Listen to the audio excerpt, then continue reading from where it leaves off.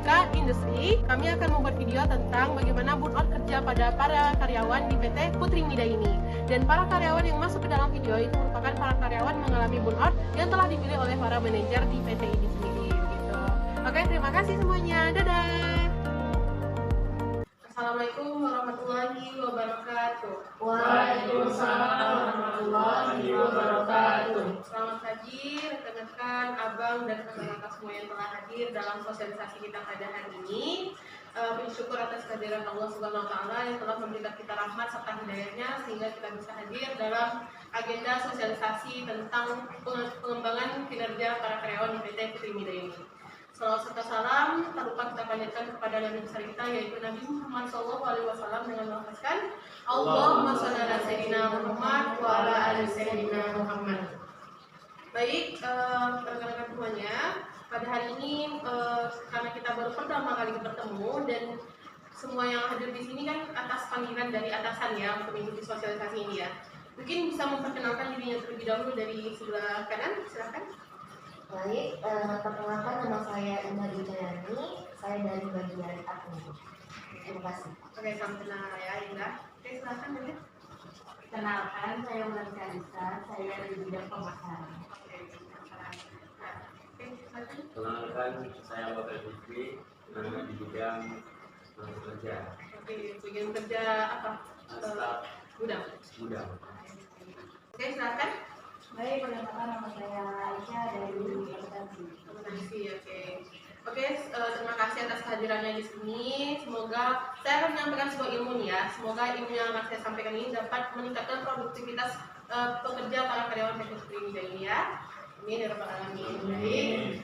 Di sini tujuan saya memberikan sebuah sosialisasi ini karena dilihat beberapa evaluasi yang dilakukan oleh supervisor kita melihat bahwa ternyata terdapat penurunan kinerja dari PT Putri Mida ini yang awalnya tidak sesuai target gitu ya, yang awalnya mendapat target sekian di bulan ini lama-lama semakin menurun. Dan Aisyah juga melihat ya angka yang semakin menurun ya di akuntansi ya. Nah sehingga di sini para manajer kita berunding untuk melakukan yang namanya sosialisasi kepada para karyawan agar terciptanya peningkatan kinerja para karyawan di PT ini gitu. Mungkin itu ya tujuannya saya melakukan sosialisasi ini agar tidak ada terjadi kesalahpahaman ketika kita melakukan sosialisasi ini, oke?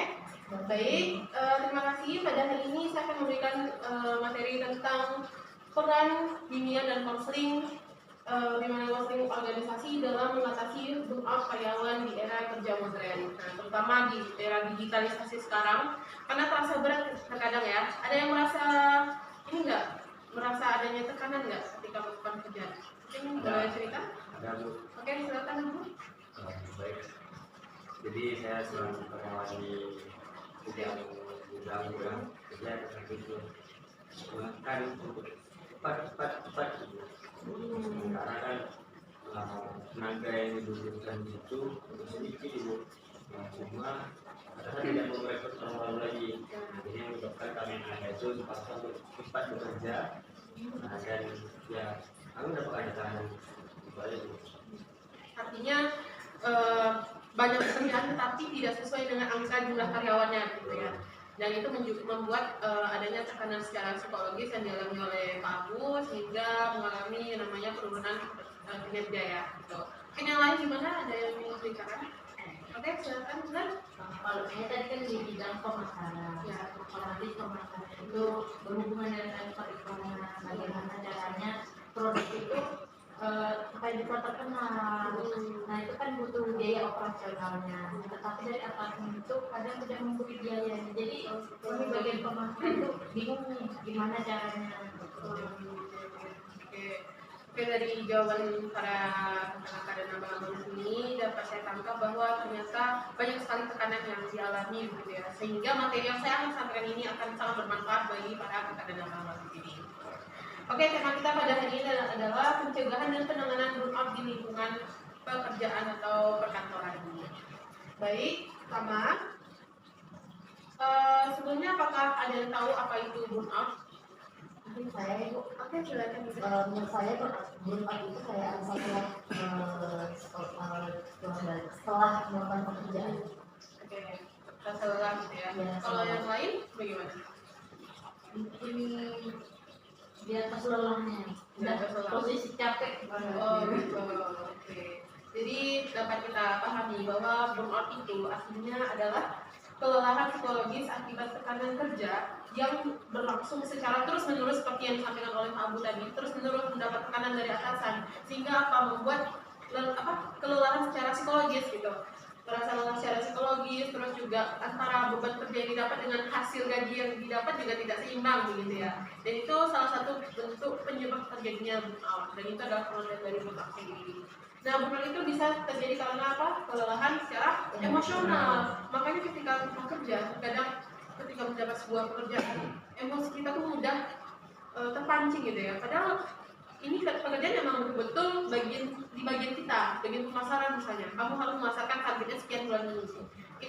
Itu adalah kewajiban kita sendiri. Tapi itu membuat terjadinya apa? Kelelahan secara emosi karena dilakukan secara terus-menerus, tidak ada istirahat, ditambah jumlah karyawan yang sedikit gitu. Nah, makanya itu menyebabkan terjadinya kelelahan secara emosi pada karyawan ini. Terus yang kedua adalah depresionalisasi. Artinya karena terjadinya kelelahan emosi tadi membuat kita depresi. Ya, ciri-ciri depresi ada yang tahu? Misalnya kayak kamu yang mulai rokok, gangguan tidur ada nggak yang mengalami gangguan tidur? Ada. Oke, semuanya mengatakan ya. Berarti kan artinya memang mengalami burnout gitu ya. Dan depresionalisasi ini artinya kita itu mengalami depresi yang berkelanjutan dan itu secara terus-menerus susah untuk dihilangkan. Makanya di sini para supervisor melihat bahwa ini kayaknya terjadi depresi pada karyawan ini. Makanya dipilih beberapa karyawan untuk melakukan sosialisasi ini, gitu ya. Oke, yang ketiga itu ada penurunan pencapaian diri. Yang awalnya bulan berapa target pemasarannya per bulan? 80% harus tercapai gitu ya. Tetapi ketika dimonitoring oleh supervisor ternyata hanya tercapai sekitar 50%. Gitu. Nah itu salah satu bentuknya. Artinya apa? Artinya penurunan pencapaian diri. Karena apa? Depresi ditambah emosional yang tidak stabil tadi. Gitu. Kalau gini gimana? Biasanya gimana tuh kalau penurunan pencapaian diri? Targetnya mungkin ya tadi 80 sampai sekitar 90%. Bagian administrasi ada target itu? Tadi ada bu. Oh, target ada. Soalnya kayak ada itu targetnya itu dari kami dari perusahaan itu mungkin 80 sampai 90%. Dari bidang administrasi sendiri ini kami itu ada apa namanya kayak ada rasa sedikit terbebani dan penurunan pada pencapaian diri sendiri karena kami pertama akan menambahkan gudang di perusahaan ini, terus dari gudang itu banyak lagi kayak apa namanya kayak surat izinnya dan dari PLN sendiri, jadi banyak yang harus diurus. Nah itu juga salah satu sesuatu yang jadi PR buat kami. Oke, kalau misalnya dari Malaysia sendiri gimana? Kalau penurunan kinerja yang awalnya berapa persen itu kok bisa turun gitu? Kalau dari saya itu mungkin dari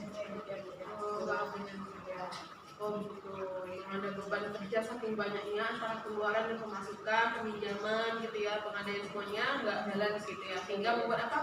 Pusing, depresi gitu ya Bu ya. Oke, kalau Pak Abu dari bidang gudang gimana? Penurunan pencapaian diri seperti apa Pak?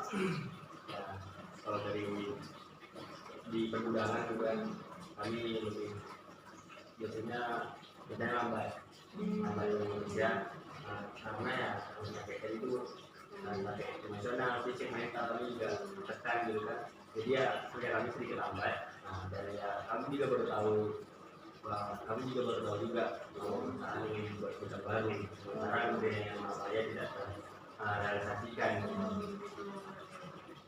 Oke, artinya emang dari sini itu para karyawan di sini artinya emang betul-betul mengalami burnout secara dalam kerjaan gitu ya. Dan saya lihat juga di sini dapat kita pahami bahwa burnout itu sering muncul ketika tuntutan pekerjaan tidak seimbang dengan sumber daya yang dimiliki oleh karyawan. itu dari segi penghasilannya tidak sesuai dengan pekerjaan gitu ya, beban yang didapat tidak sesuai dengan hasil yang didapat gitu. Selanjutnya apa aja lagi karakteristik dari burnout? Yang pertama adalah kehilangan motivasi kerja, betul tidak? Betul. Yang awalnya dapat kerjaan di sini semangat gitu ya, aku udah semangat nih kerja di sini. Ketika 3 bulan kerja mulai menurun. Kenapa? Bisa aja dari atasan, bisa dari lingkungan pertemanan kantor, bisa dari apa beban pekerjaan gitu ya, terus tuntutan dari pekerjaan dan lain sebagainya. Yang kedua apalagi kelelahan mental secara kronis, sulit tidur seperti depresi tadi ya kan. Nah, kalau Pak Abu tidur jam berapa tadi? Kalau rata ya Mbak, kalau untuk karyawan seperti saya, apalagi karyawan lain juga, kami juga perlu satu rumah lah. Itu rata-rata dari jam 3 ke atas. Oh ibu minus ya? Oh iya. Kalau apa ibu yang lain nggak? Mungkin kalau dari saya karena ngurusinnya masih banyak yang belum selesaikan kan Bu dalam bulan April ini, mungkin jam 12 gitu. Baru bisa dari sakit. Rata-rata jam sekitar ya. Oke.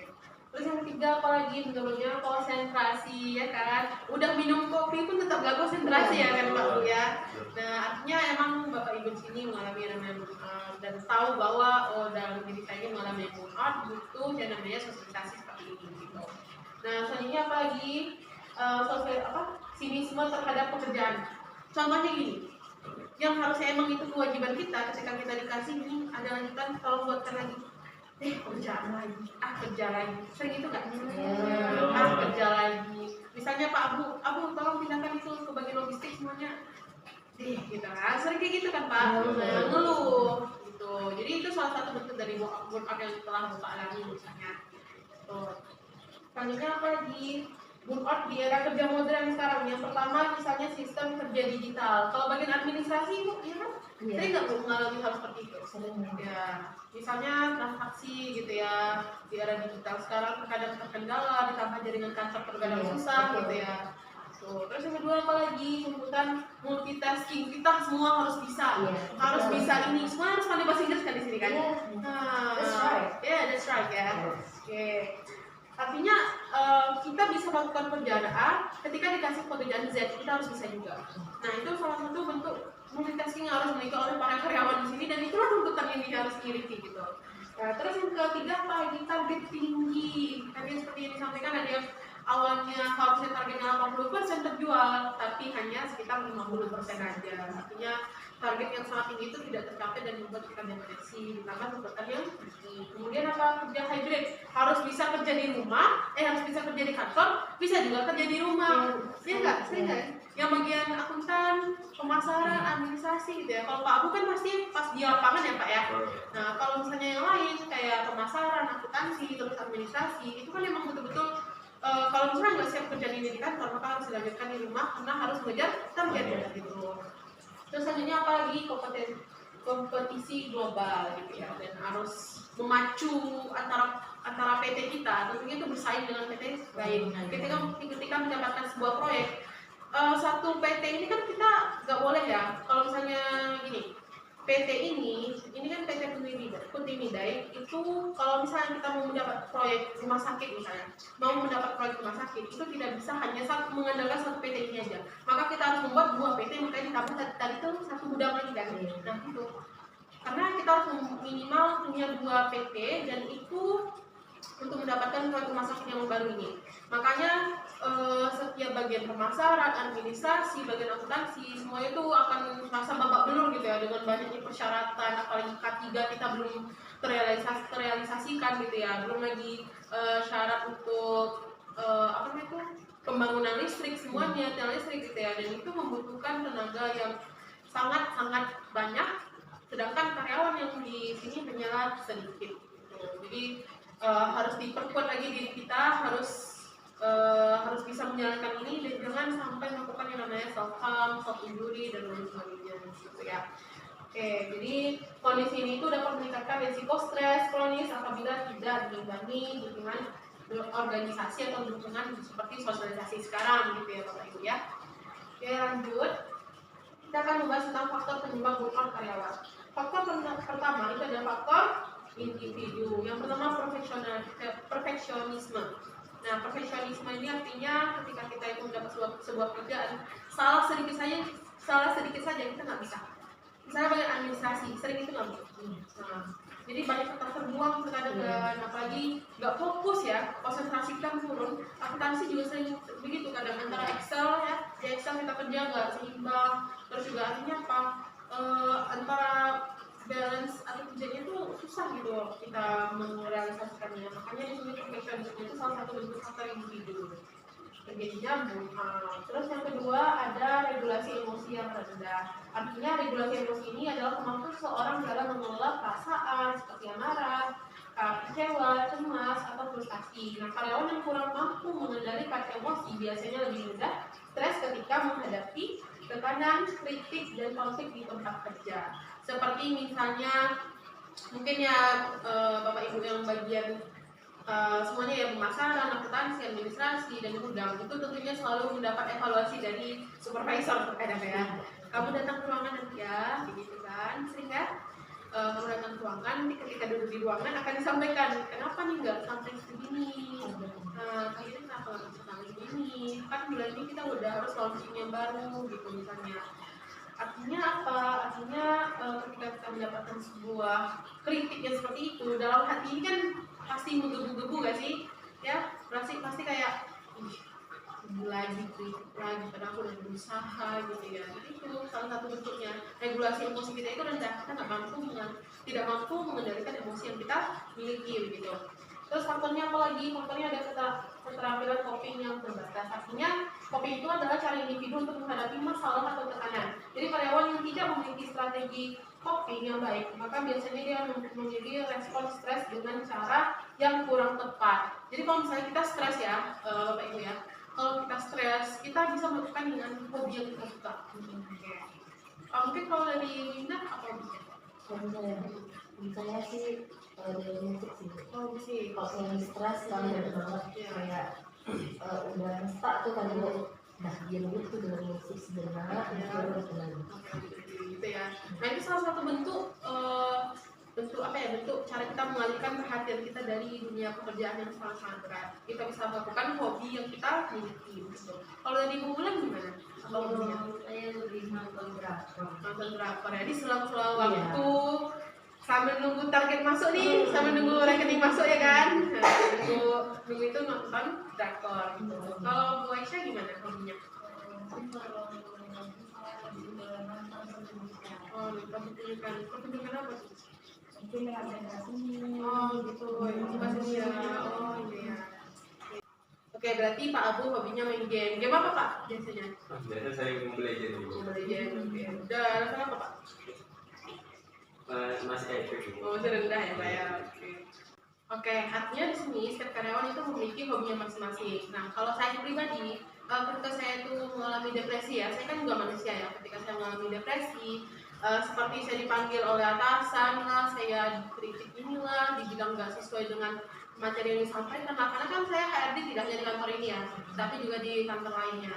Nah, ketika saya mendapat kritikan seperti itu, saya depresi. Yang pertama saya lakukan adalah saya akan mendengarkan musik, karena saya juga suka musik itu sama dengan Linda. Yang kedua, saya juga biasanya melakukan bisnis usaha saya dengan suami saya.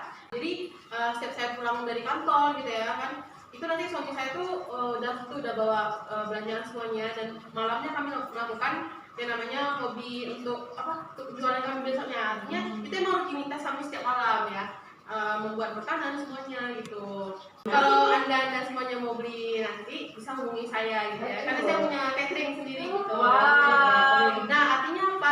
Ketika kita itu dapat mengendalikan regulasi emosi kita, ketika kita dapat mengendalikan aku lagi stres, artinya aku harus bisa melakukan hobiku yang lain agar stres aku itu dapat berkurang.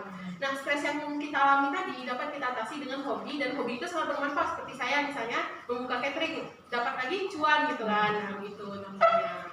Itu ya Pak Ibu ya. Oke, kita lanjut ke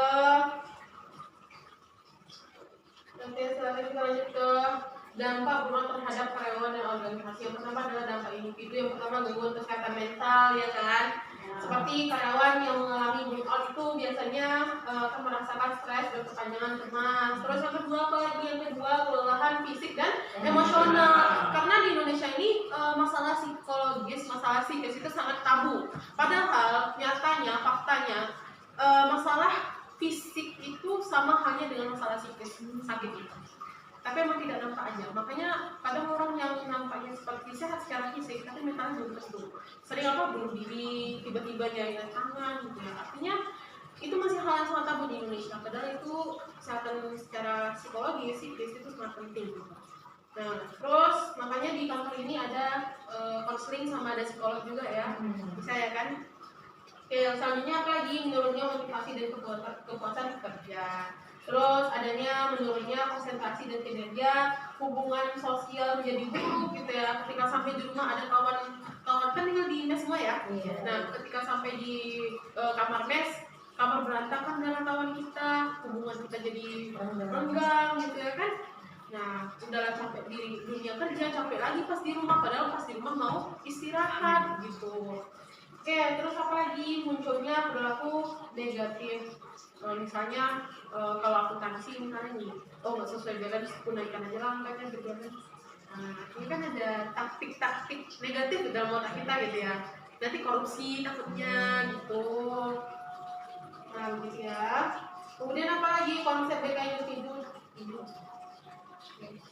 Mungkin ya selanjutnya adalah peran BK industri dan organisasi dalam mengatasi burnout. Jadi peran saya di sini adalah yang pertama peran preventif, artinya dengan pelatihan dan manajemen stres, terus ada edukasi kesehatan mental kerja, terus ada penguatan coping skills ya supaya dapat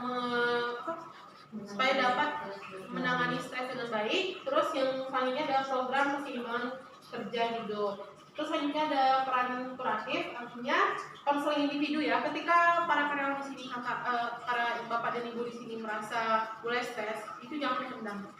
Kan di sini ada konseling ya, ada ruang konseling di kantor kita, bapak ibu bisa melakukan konseling individu di situ untuk mencegah terjadinya hal yang tidak diinginkan.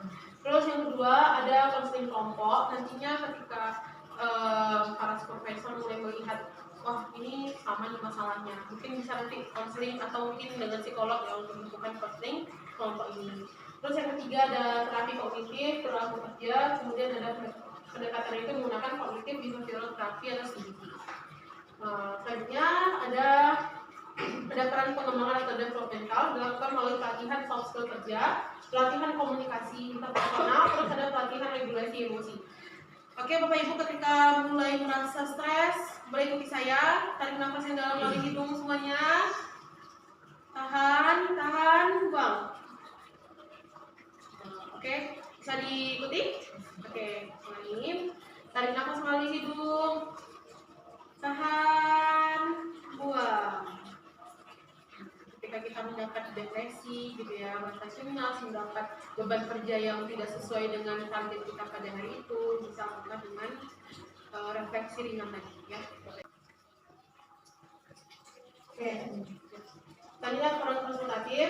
Tadi yang pertama adalah merancang budaya kerja sehat. Terus yang kedua menyusun kebijakan kesejahteraan karyawan. Yang ketiga meningkatkan kepemimpinan suportif gitu, saling support antara karyawan. Ketika nampak temannya mulai kayak udah mulai ngeluh ya, tadi kan udah tahu ya ciri-cirinya ya seperti apa. Ayo semangat kita kerja di sini supaya bisa hidup, supaya bisa dapat cuan gitu. Makanya semangatin lawannya ketika melihat, atau mungkin diri kita semangatin dulu, aku harus bisa. Ada orang yang harus menghidupi dengan aku kerja di sini gitu. Misalnya kalau Pak bukan punya istri ya Pak ya, ketika Bapak mulai kerja, dapat kerja banyak, Bapak harus motivasi diri sendiri. Wah ada istri yang harus menghidupi hidup aku, harus semangat. Nah itu contohnya ya. Oke, selanjutnya adalah evaluasi keberhasilan program BK dalam menangani burnout. Yang pertama indikator individunya, yang pertama adalah kepuasan kerja meningkat. Jadi setelah Bapak Ibu melakukan sosialisasi dengan saya, semoga nantinya akan dapat peningkatan dari segi jumlah target yang dimiliki gitu ya. Terus yang kedua adalah stres kerja itu mulai menurun gitu. Lakukan dengan hobi-hobi tadi gitu ya. Semangatin teman-temannya, semangatin diri sendiri. Terus yang ketiga ada motivasi meningkat ya. Semakin semangat lah kerjanya. Terus selanjutnya ada indikator individunya, absensi menurun, produktivitas kerja meningkat, terus juga turnovernya itu menurun. Baik Bapak Ibu semuanya, telah berakhir sosialisasi kita pada hari ini. Apakah ada yang ingin bertanya tentang materi kita pada hari ini? Silahkan. Tidak mungkin ini karena sudah sangat jelas. Oh, sudah sangat jelas. Oke, silakan. Apakah ada yang ingin menyimpulkan materi kita pada hari ini? Mungkin saya Oke, silakan Wida. mungkin dari pemaparan presentasi dari Bu tadi yang dapat saya simpulkan itu ya berupa itu seolah yang dirasakan oleh tubuh kita dari fisik, emosional, terus juga itu sangat berdampak dalam kehidupan kita, terutama kayak dari lingkungan kerja, lingkungan sosial, dan juga kayak misalnya gitu sangat berdampak banget. Mungkin kita harus pandai-pandai dan bisa menangani beberapa tersebut, Memanage diri kita memanage diri sendiri juga. dan lebih bisa lebih kuat lagi. Ya, maksudnya mengatur regulasi emosi begitu, betul sekali. Baik, terima kasih kepada Bapak dan Ibu yang telah hadir dalam sosialisasi kita pada hari ini. Semoga materi yang saya sampaikan di sini dan partisipasi Bapak dan Ibu di sini menjadi manfaat dan ladang pahala untuk kita semuanya dan mendapat ilmu yang bermanfaat dari kegiatan kita pada hari ini. Amin ya rabbal alamin. Saya Nabila Khalil Fajara selaku HRD dari perusahaan ini. Saya mohon maaf apabila terjadi kesalahan dalam penyampaian saya. Saya mohon maaf ya, mohon maafkan ya. Oke, wabillahi taufiq wal hidayah. Wassalamualaikum warahmatullahi wabarakatuh. Waalaikumsalam warahmatullahi wabarakatuh. I just had to let you know you're